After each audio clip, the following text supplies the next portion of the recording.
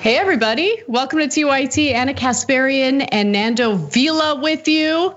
Nando's gonna be presenting some stories in the post game and you don't wanna miss it. TYT.com/join to become a member. Nando, how are you doing? I'm doing really well. How are you, Anna? A little tired, but I'm doing okay. Yeah. Friday afternoon. You know, you have those days and those. Yeah. I can't wait for Saturday afternoon. Saturday afternoon is when I have a little bit of time to like do whatever I want. / not really, because I got to prep for my class on Monday. But I am looking forward to our show on Jacobin tomorrow morning, which we host every Saturday morning. People should check that out. Go to youtube.com/JacobinMag to watch weekends every Saturday morning, 10 a.m. Pacific time, 1 p.m. Eastern time. So if you're in the East Coast, you can check that out during the afternoon. And by the way, if you're watching this live, one of the best ways you can help to support the show is to like and share the stream. Let's see, what should our goal for today be? I'm gonna stick to 2,500. If we get to 2,500 likes and shares, there will be singing of some sort. I haven't decided what the genre will be yet. I haven't decided if it's gonna be me or if it's gonna be you, Nando, but it'll be one of us and it'll be fun. We should do a duet. I'm down. I mean, who doesn't want to hear a duet? Who? So share the stream, guys, do it. Few programming notes and then we can move on to what we have in the news today. So TYT has been hosting a bunch of specials lately. We actually have a special coming up next week that you don't want to miss. It's the Get Out the Vote special hosted by Cenk Uygur, John Iadarola, Ida Rodriguez, and Benjamin Dixon. You can actually watch that live next Tuesday, September 22nd at 7 p.m. Pacific time, 7:30 p.m. Eastern time, 4:30 p.m. Pacific. Make sure you don't miss that. Also, you can watch that on tyt.com/live, YouTube, Facebook, Twitch. We're all over the place, as you guys know. Also, real quick, Emma will be hosting a watch party on our Twitch channel. If you haven't already looked into our Twitch channel, you should go to twitch.tv/TYT to learn more. So you guys can actually vote on what Emma will watch during this watch party on September 19th at 5 p.m. Pacific. 5 p.m. Eastern time. I'm mixing up everything today. So if you want to vote on which movie you guys will watch with her, just go to tyt.com/poll/Emma. And last but not least, finally, we will be streaming the Imagen Awards. Tune in next Thursday, September 24th at 8 p.m. Eastern time, 5 p.m. Pacific for the 35th annual Imagen Awards, recognizing accomplishments by Latinos in the entertainment industry. Ida Rodriguez will be hosting, so make sure you save the date and watch next week on tyt.com/live. Okay, now let's move on to news. Suddenly, there's this 2018 interaction between Tucker Carlson and Cornel West floating around the internet. It's making waves on Twitter. I'm not really sure why it came up, but I will admit that I absolutely love the fact that it did come up because Cornel West is, in my opinion, one of the best communicators in the country, if not this planet. He has this way of connecting with people, more importantly, using the right language to persuade people, even people as horrendous as Tucker Carlson. Let's take a look. Fundamental commitment is to the dignity of ordinary people and to make sure they can live lives of decency. So it's not an ism, no, brother. It's about decency. It's about fairness. Right. It's about the accountability of the powerful vis-a-vis those who have less power. At the workplace, women dealing with the household, gays, lesbians, trans, black people, indigenous peoples, immigrants. How do we ensure that they are treated decently and that the powerful don't in any way manipulate, subjugate, and exploit them? Well, I mean, if that's what democratic socialism is, then I'm basically on board. I do think that ordinary people, middle-class people, ought to have dignity. And I think that our current systems make it hard for them to have dignity. So I agree with all of that. Now, look, I love what Cornel West had to say there. I think that he's absolutely right. But I'm not a dummy. Of course, I don't believe for a second that Tucker Carlson found it in his soul to all of a sudden support democratic socialism, because he genuinely doesn't care about ensuring that every single group of people have a life of decency. As we know, he has been pretty brutal and vicious toward communities of color, toward immigrants. And so again, that video was from 2018. Let me give you a refresher on the kind of things that Tucker Carlson says today. Here's a video from March of 2020. Sanders is a self-described democratic socialist. That's bad, there's no doubt. But is it worse than what he believes on policy? It's not even close. You know what's way worse than anything he's ever said about Fidel Castro? His belief, his argument that anyone on the planet who sneaks into the United States should get free health care and free college tuition. That's the case he's making. He clearly doesn't care about the consequences of his plans. Why? There's really only one possible answer, because he doesn't care about the United States or its future. It's obvious that Sanders hates the country he seeks to lead. There's no other explanation for it, and that is a very dangerous quality in a president. The total cost of Sanders' campaign promises approaching $100 trillion. That's 5 times the size, not just of our government spending, but of America's entire economy. Where's all that money going to come from? It's called modern monetary theory, and Bernie Sanders is a strict adherent to it. I really, truly believe that. And in this theory, taxes and regulations are not used to raise money, especially taxes. They're used to punish people that you don't like, punish industries that you don't like, and to take money out of the money supply if you need to do that to help battle inflation. But for the most part, it's used to punish industries, and then you control the economy by essentially controlling how much money you're printing, and you funnel it into the areas of the economy that you want to grow, and then you punish the people you don't like with taxes. And then instead of funneling it to rich people, I'm going to punish rich people with taxes and regulations. I'm going to punish businesses that I don't like fossil fuel companies, and then I'm going to funnel all this money down to you people, the voters. That's what he's promising, essentially. It's 21st century He's really saying I'm going to funnel it all to myself. It's gonna accrue in the form of power. This is really scary. That's exactly right. Justin, thank you for that explanation. Whoa, Nando, I'm really glad that Bernie Sanders isn't the one who won the Democratic primary, and it's a moderate like Biden, because people like Tucker Carlson would have really gone after Bernie hard. Whereas they're super easy and understanding toward Joe Biden, and they're not in any way referring to him as a Marxist or a socialist, right? It's just amazing. Yeah. No, it's they're gonna accuse everyone of being crazy, kind of like communist anyway. So it doesn't really matter. I mean, those 2 clips are interesting to see back to back, because it shows like Cornel West. I mean, obviously, like you said, one of the best communicators that we have on our side, just explaining things from a purely humanistic kind of basic decency standpoint, not trying to get into things about the culture war or anything like that, just avoiding kind of the hot button political issues of the day for something that transcends that, about human decency. And like when you're kind of confronted with that head on, if you're someone like Tucker Carlson, you can't respond to that. There's no response to it. Whereas if you start getting into a litany of issues that are just kind of currently in the news for whatever reason, they have all those arguments kind of very well tooled and can come back at you no problem, and you just get into a back and forth. When you kind of transcend that and speak to the basic decency, but also importantly, framing it in class terms as a conflict between the powerful and those who do not have power, there's no one can disagree with you, right? But then it's interesting when he criticizes Bernie, Tucker Carlson, he does it on nationalist grounds, and this is something that I spoke in my commentary last week on Jacobin about right-wing populism. It's where they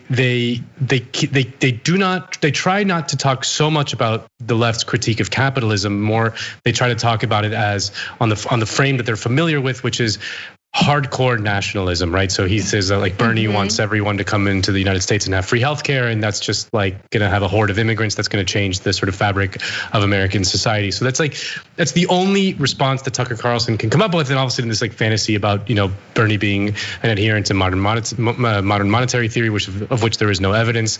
But then the guy was like talking about like, he's using taxes to punish things like he doesn't like fossil fuel companies and channel that money to regular people. And I'm like, that sounds pretty good. I don't know about you guys. I'll take that. All day. Exactly. No, but you make a really good point about the framing, because if you really stop and think about it, anyone who wants to make a persuasive argument in favor of the types of social programs that Cornel West and Bernie Sanders are in favor of can easily do it if you use the type of framing that we heard from Dr. West in that video, right? This is because I think deep down, and I know it's hard to believe this, especially considering like the climate that we're living in. I think deep down, even the people who say horrible things do want to at least be good people. I think that they do want most people, everyone, to live a life of decency, right? And when they're confronted with that framing, I think human nature pushes them in the direction of accepting that, as opposed to like who wants to say or admit, who genuinely believes like, no, I think that there are people who should not live a life of decency. I'm sure that kind of person exists. I'm not trying to pretend like, we live in some crazy utopia where people are perfect, but I think most people want the same things. And unfortunately, especially when you're on the left, you need to find almost the perfect framing to cut through just this propaganda machine, which, by the way, Tucker Carlson is very much part of. Absolutely.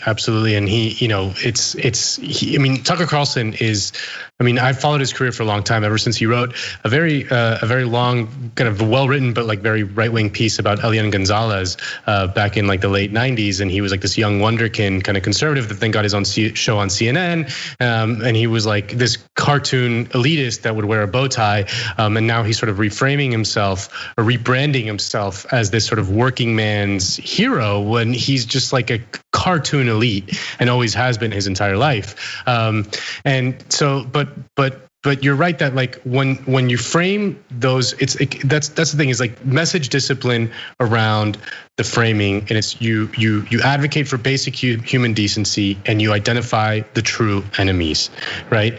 The true enemies are basically the people who control the society. Rich and powerful people. Those are the enemies. You have to focus on that, but also do it in a way that comes from a place of humanism, love, transcendence, all that kind of wishy-washy stuff that actually is important and actually makes a big difference, and actually people respond to kind of intuitively.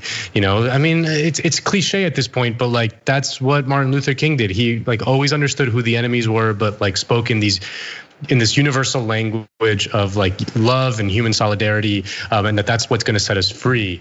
And once that's the language you have to use. The sort of just going through like whatever's going on in the day, it's going to be a dead end. They're always going to be able to win that. They're always going to be able to win the culture war. It's very rough terrain for people on the left to compete in, just because they control all the levers of power, all the levers of the media, and they'll always be able to win that argument. Yeah. Well, let's move on to just how effective right-wing propaganda can be, because it can lead to well-meaning people unfortunately regurgitating it. So, as fires burn through the West Coast, the cause of the devastation let me start that again. All right. As fires continue to burn through the West Coast and cause devastation to people living in the area, the right wing has unfortunately exploited the tragedy to push through anti-leftist propaganda. One of the conspiracy theories you may have come across on social media is this notion that the fires were actually started by leftist activists. Now, that has been debunked several times, but unfortunately it wasn't debunked aggressively enough before Joe Rogan said this on his show. I actually love Portland. It's one of my favorite places to perform. Most of the people there are very nice, but there's a madness going on there. You want to talk about madness of crowds? That exemplifies that right now, and it's to me they've arrested people for lighting forest fires up there. They've arrested left-wing people for lighting these forest fires, air quote activists. And this is something that's also not widely being reported, that people have actually been arrested for lighting fires up there. This is, I don't know what, if I would love to talk to the mayor and say, what is your strategy for ending this? Are you hoping this is just going to die down? Because these people want your head. And they want blood, and they don't seem to be willing to settle for anything less.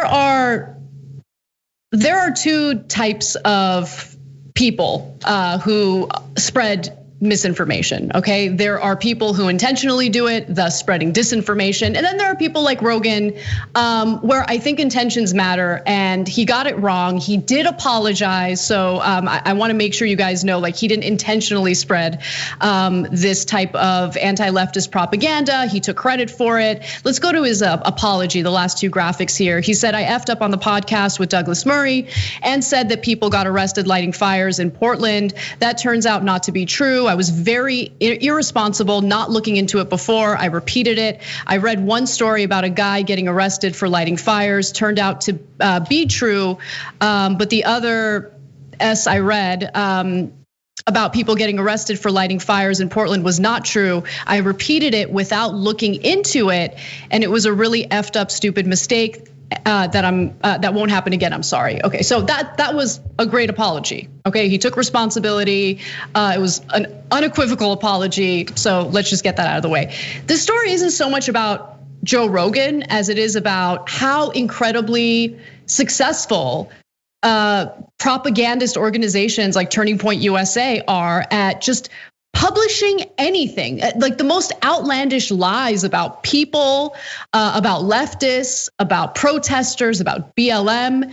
And even someone like Joe Rogan, who should be aware of these types of disinformation campaigns, who should be aware of things like fake news, still just kind of takes it at face value and regurgitates it on a show where millions of people are listening. It kind of blows my mind.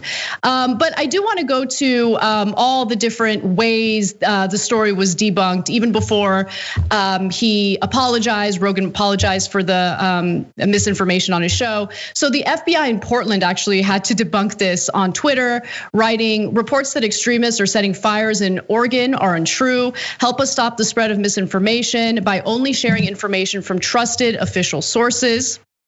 Their second tweet about this says, "Conspiracy theories and misinformation take valuable resources away from local fire and police agencies working around the clock to bring these fires under control. Please help our entire community by only sharing validated information from official sources." Even local police departments, by the way, in Oregon had to respond to these conspiracy theories because they were getting such a high volume of calls. And so they put out a statement, "Rumors spread just like wildfire, and now our 911 dispatchers and professional staff are being overrun with requests for information and inquiries on an untrue rumor that 6 Antifa members have been arrested for setting fires in Douglas County, Oregon." Read a Facebook post from the Douglas County Sheriff's Office in Oregon. "This is not true." And then there's the Jackson County Sheriff's Office in Oregon also posted, "We are inundated with questions about things that are fake stories.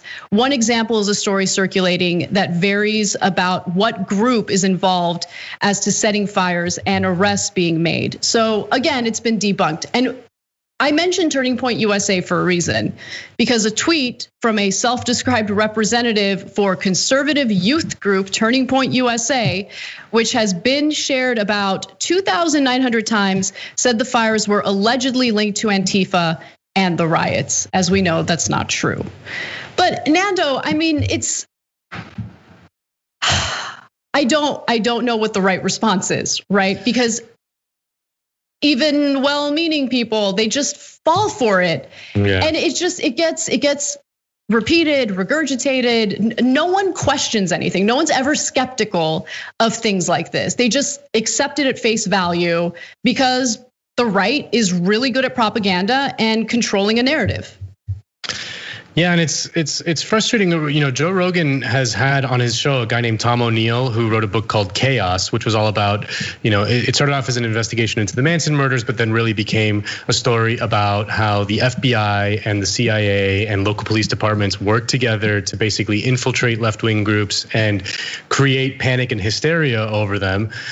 You know, so you would think that he could see this coming from a mile away. I mean, this was so obviously untrue that even the FBI is denying it. Like the FBI denying like left-wing shenanigans, like should tell you that this is like insanely untrue, right? I mean, the FBI would be happy to pin the wildfires on Antifa, you know, like they should love to do that. But this, like, this story holds absolutely no water. And you would think, you know, like that's what's frustrating about someone like Rogan is that it's like he's agreed, well-meaning and very integral, I find, and honest, and his apology kind of reflects that. Like no cable news host would have that kind of mea culpa for screwing up big time. I mean, it happens all the time, but they never kind of admit something like this. Like, I mean, he was just completely like no excuses. But he does fall for this kind of thing of just believing whatever the latest thing he heard without, you know, really kind of thinking too much about it beyond whatever the latest thing he heard is, you know. So yeah, you know, it's frustrating and like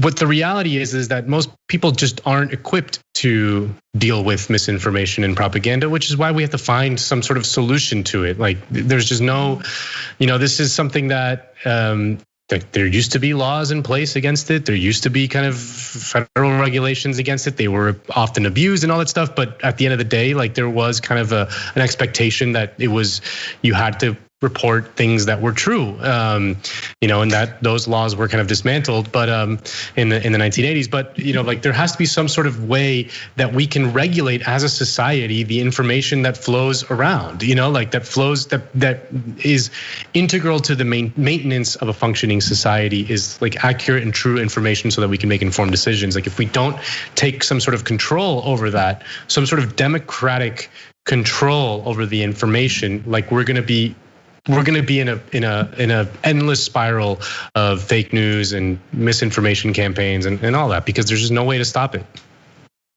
Yeah, I absolutely agree with you. I don't know what the right mechanism is to you know, prevent the spread of this type of disinformation. But the one thing that, you know, I hope Rogan's waking up to is, look, it's a false equivalent to say that the left and right are the same. They're not.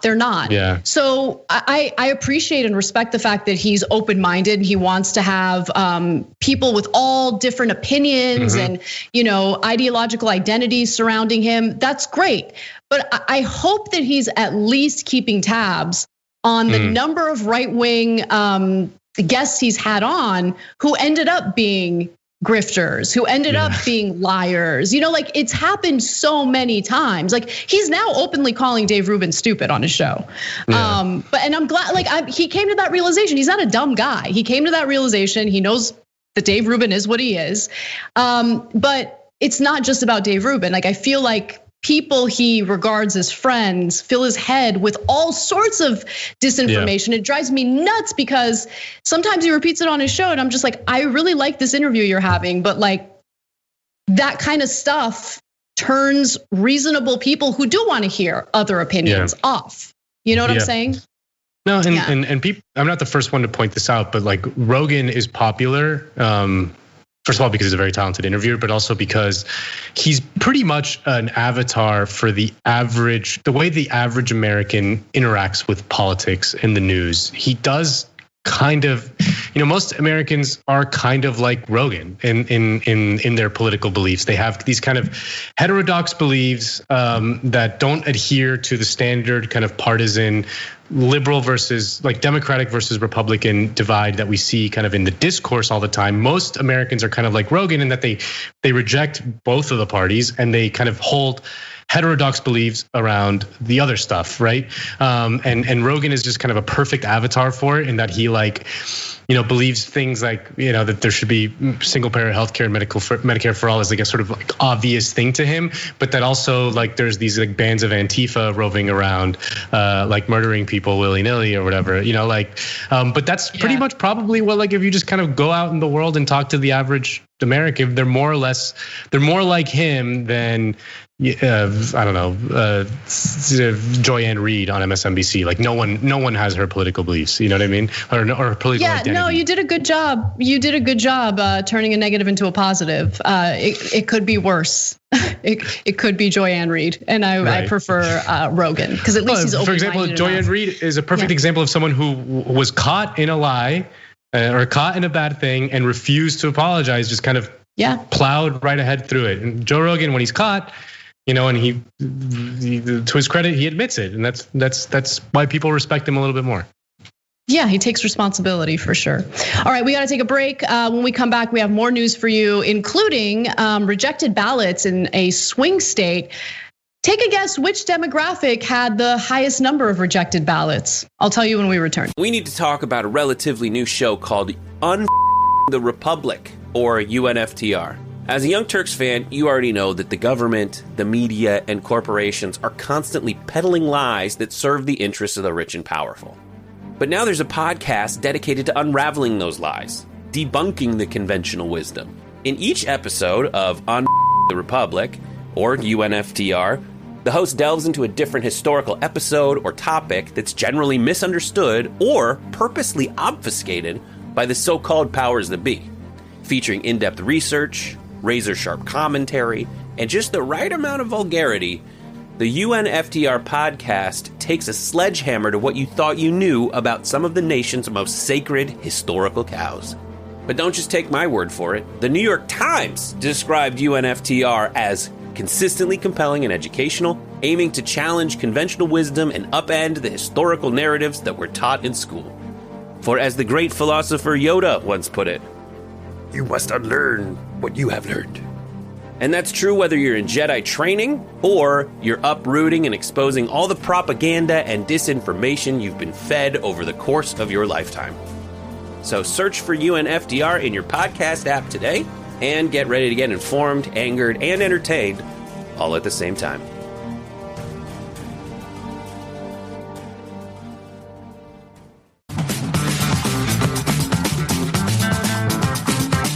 Hey guys, welcome back to TYT. Anna and Nando with you. Engineer writes in from our members section, and you can become a member by going to tyt.com/join. And the comment is, Anna, Rogan's apology was on Twitter, not his show, so smaller audience. Also, he didn't say leftists in the apology as he did in the original claim. Not a perfect apology. I hear you. He issued that apology today, I believe around 11 a.m. Pacific time. I only say that because he might host a show soon where he does bring it up. I don't know, but I hear you. I think that's a valid criticism. Also, from Super Chat, the progressive linguist wants Charlie as the reward if we hit 2,500 likes and shares of this stream. So if you haven't done so already, please do so. It's an easy way to help support TYT and get the message out there. All right, without further ado, let's get to the rest of the news. Earlier this week, we heard from a whistleblower out of Georgia. She's a nurse who works at a private prison facility that detains undocumented immigrants. And she said that she was suspicious of the high number of hysterectomies that were being performed on women in this detention center. She felt that the women didn't actually know that they were going to get the procedure and had not really consented to the procedure. Well, now the Associated Press has looked into this story, and they have spoken to some women who have unfortunately experienced this. And here's what we're learning now. An Associated Press review of medical records for 4 women and interviews with lawyers revealed allegations that Dr. Mahendra Amin performed surgeries on detained immigrants that they never sought or fully understood. So there's a specific example of a 39-year-old Cuban woman who was actually told that she would undergo an operation to treat her ovarian cysts, but a month later, she's still not sure what procedure she underwent.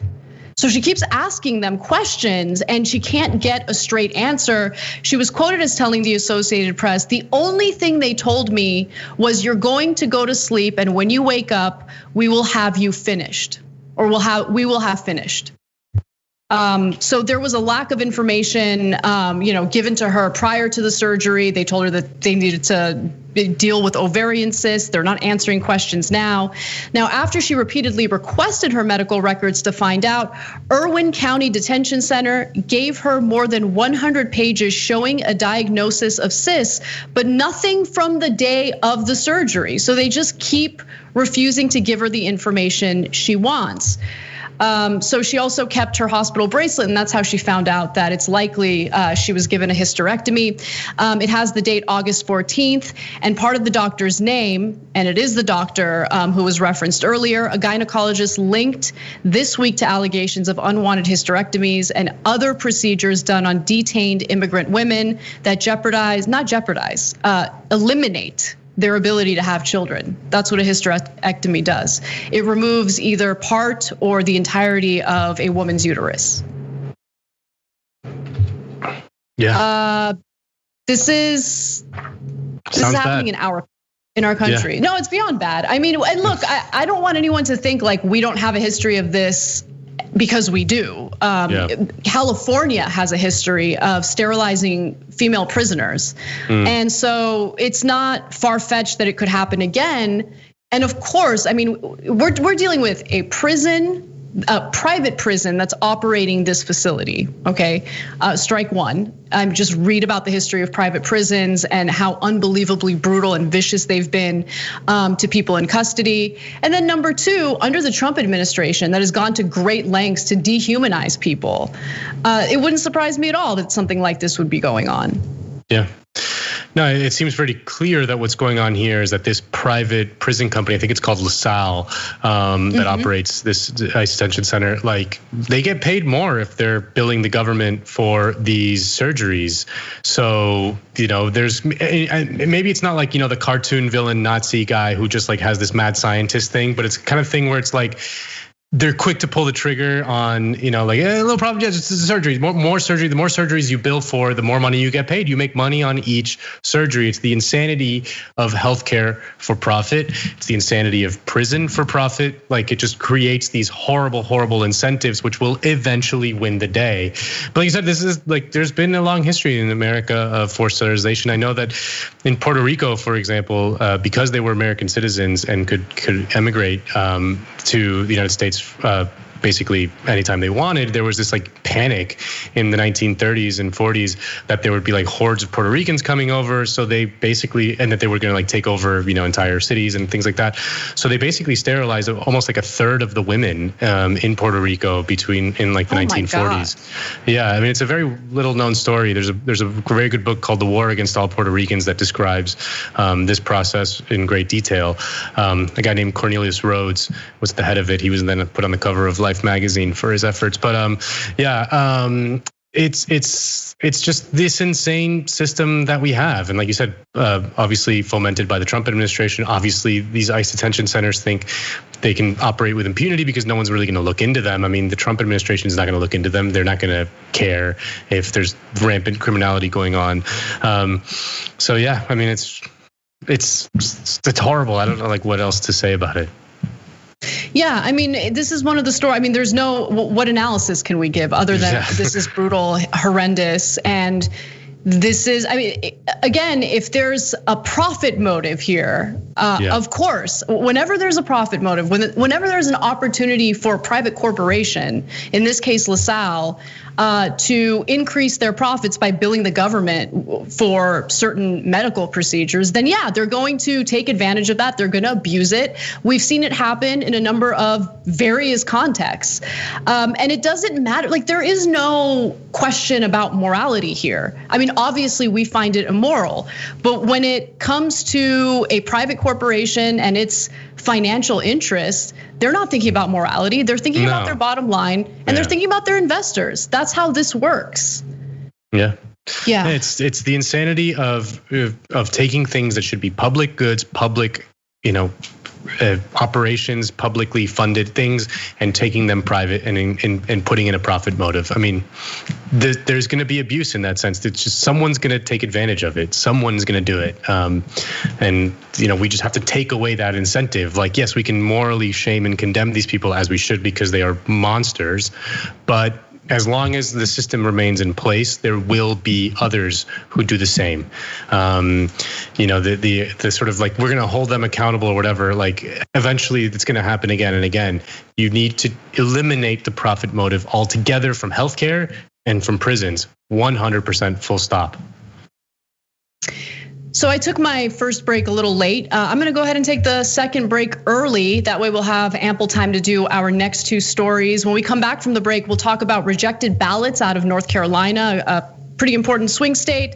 And later in the show, we'll talk about the latest uptick in coronavirus cases. At TYT, we frequently talk about all the ways that big tech companies are taking control of our online lives, constantly monitoring us and storing and selling our data. But that doesn't mean we have to let them. It's possible to stay anonymous online and hide your data from the prying eyes of big tech. And one of the best ways is with ExpressVPN. ExpressVPN hides your IP address, making your active ID more difficult to trace and sell to advertisers. ExpressVPN also encrypts 100% of your network data to protect you from eavesdroppers and cyber criminals. And it's also easy to install. A single mouse click protects all your devices. But listen, guys, this is important. ExpressVPN is rated #1 by CNET and Wired magazine. So take back control of your life online and secure your data with a top VPN solution available, ExpressVPN. And if you go to expressvpn.com/TYT, you can get 3 extra months for free with this exclusive link just for TYT fans. That's expressvpn.com/TYT. Check it out today.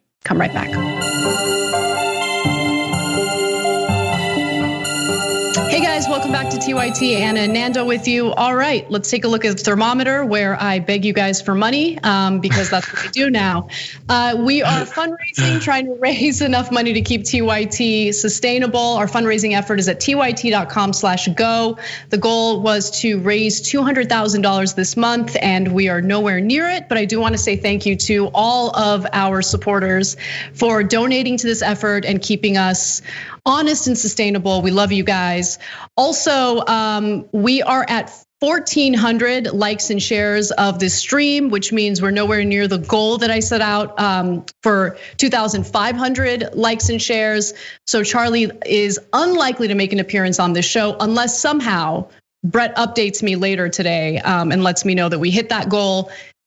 In that case, Charlie will make an appearance. Okay. So I'm gonna move on to the rest of the stories because I think it's important to talk about what's happening in North Carolina with some of these ballots. So new reporting regarding mail-in ballots in swing state North Carolina indicate that some of these ballots are being trashed. Okay, they're being rejected. And so there was an analysis into which ballots in particular tend to get rejected. And the results are not shocking, but I'm gonna give you the results anyway, because it just further reinforces some of the concerns people have when it comes to how these elections are being carried out. So the early results on mail-in voting from one of the most crucial states in the country are in, and black voters' ballots are getting rejected more than 4 times as often as white voters' ballots. Of the more than 60,000 votes cast by white voters so far in North Carolina, 644 had been rejected as of Thursday at a rate of 1.07%. By comparison, 13,539 Black voters had cast their ballots, with 597 rejections and a rate of 4.41%. So as you guys can see, the ballots that are being turned in by Black voters are being rejected. And look, this analysis didn't go into the specifics as to why it's happening, but I do think that it is, something to be concerned about. So of the 1,390 ballots that have been rejected in North Carolina, 46% came from white voters and 43% were cast by Black voters. By comparison, 74% of the accepted ballots were cast by white voters and 16% were cast by Black voters. So there's some significant disparity there when it comes to ballots based on the demographic turning them in, namely Black individuals and white individuals.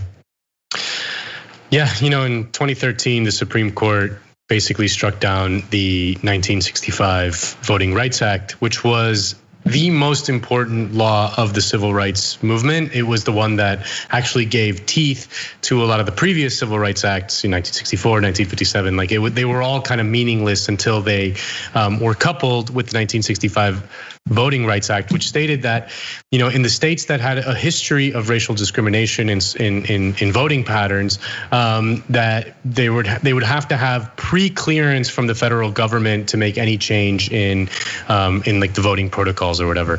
That was basically struck down in 2013, and now you're obviously seeing in a lot of those states, especially in the South, the former, the states of Jim Crow and the Confederacy, a lot of these things coming back.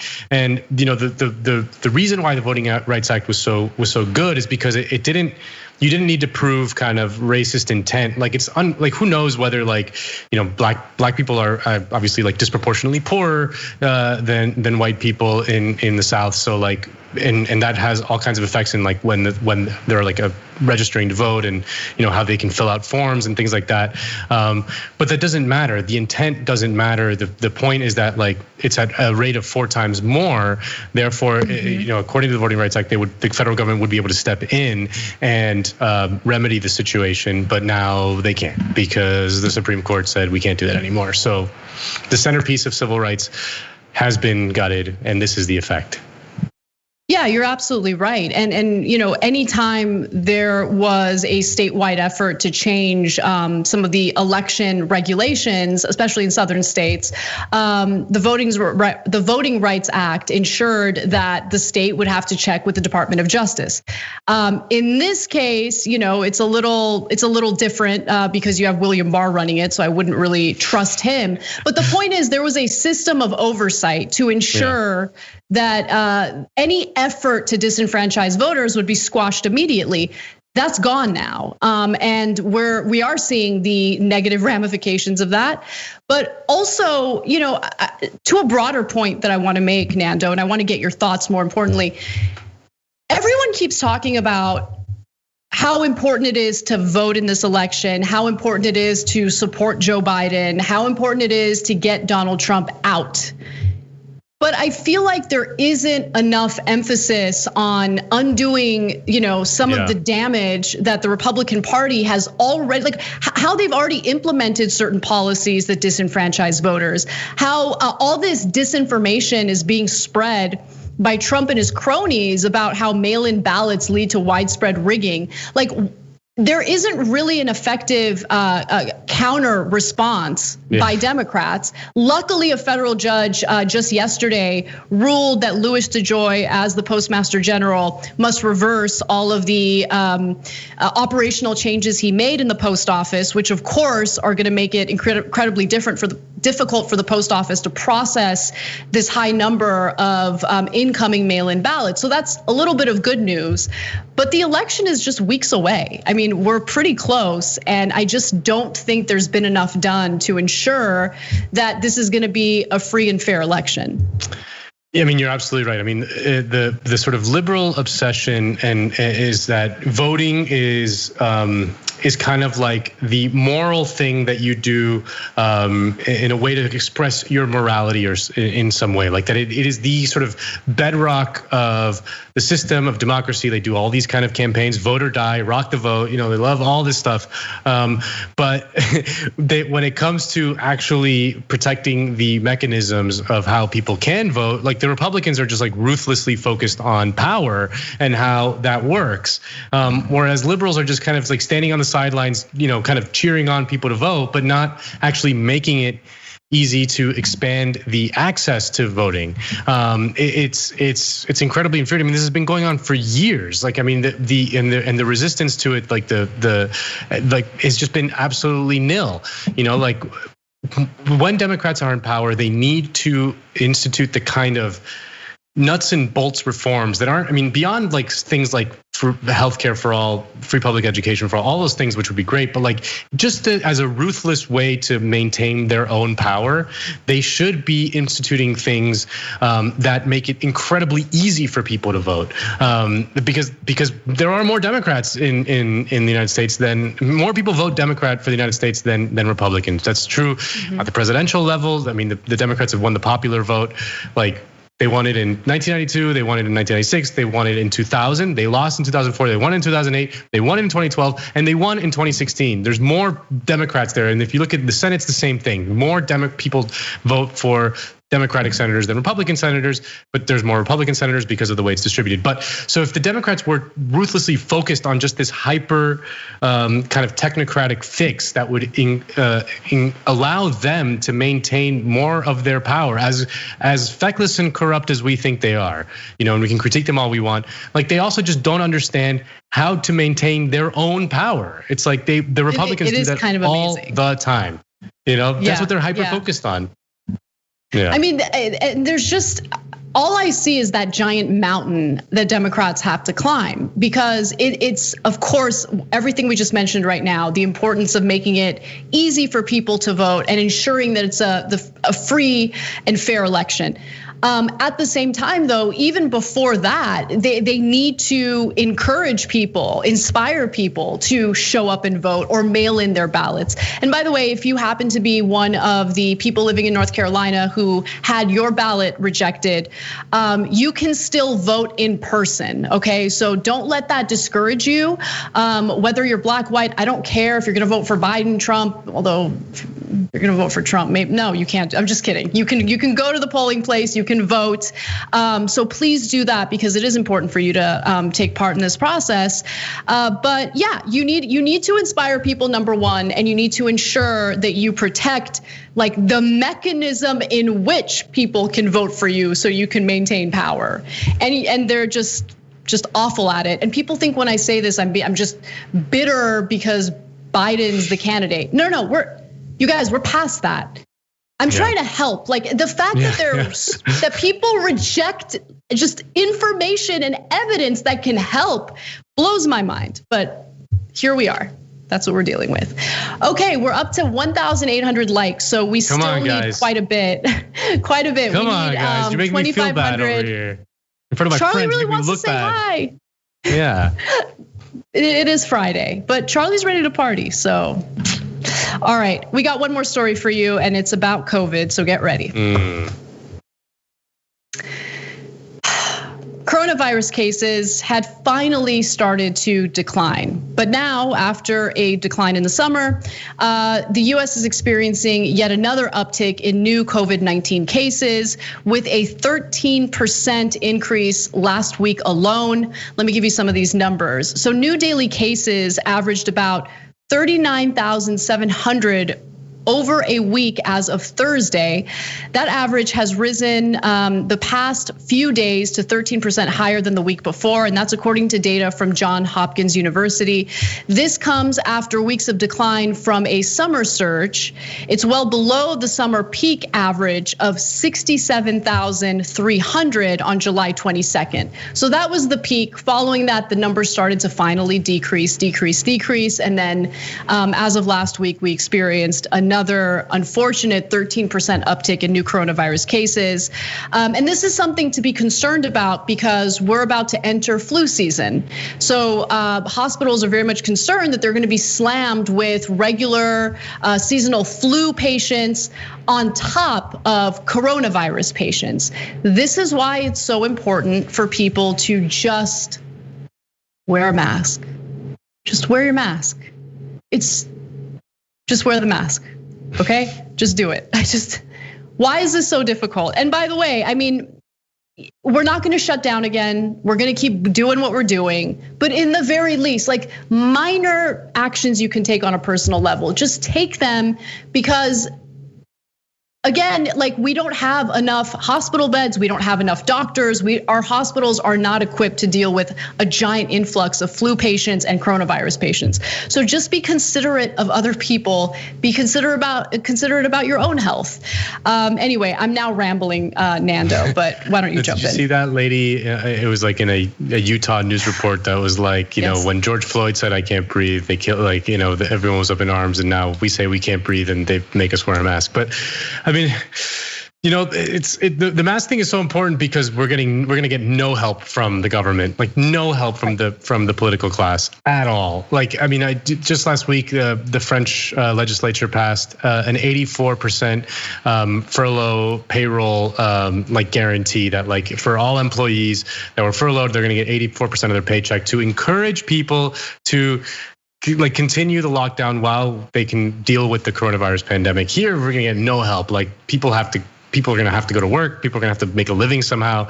There's no like relief in terms of foreclosures, evictions. All that's going away. They're even like gonna start shutting off people's heating and power and all that stuff because they can't pay the bills.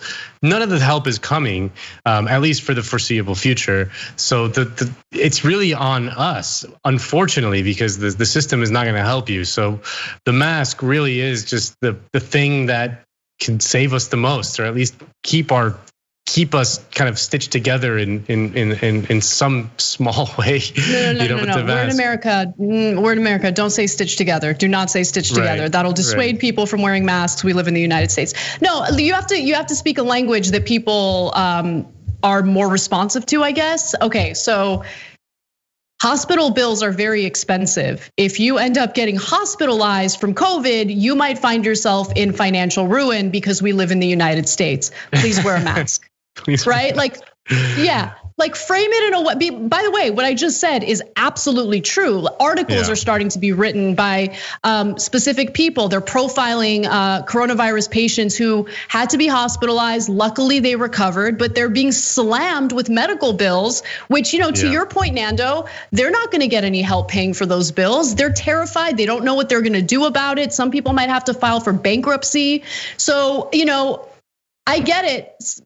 Look, I hate wearing a mask. I hate it. I hate that I have to like remember it. I think that it is uncomfortable, right? And I don't like the way it feels on my face. But guess what?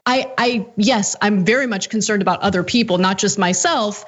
But if I was just some narcissistic, self-absorbed a-hole, then in that case, I would be worried about the medical bills that come along with a hospital stay due to coronavirus.